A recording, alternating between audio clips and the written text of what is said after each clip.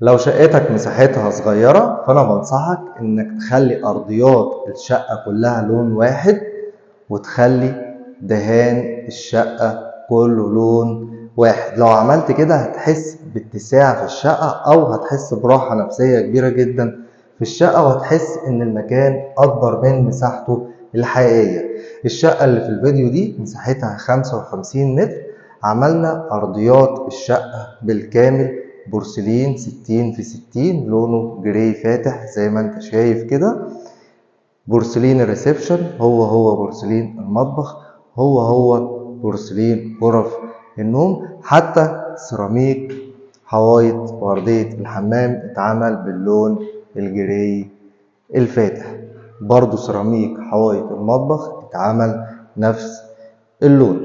أما بالنسبة للدهان فدهان الشقة بالكامل اتعمل دهان فانيليا لاتيه، ووحدنا اللون في الريسبشن مع الطرقة مع غرف النوم، والسقف بالكامل اتعمل باللون الأبيض. الحاجتين دول هيعملوا راحة نفسية كبيرة جدا في الشقة، وهتحس إن مساحة الشقة أكبر من مساحتها الحقيقية.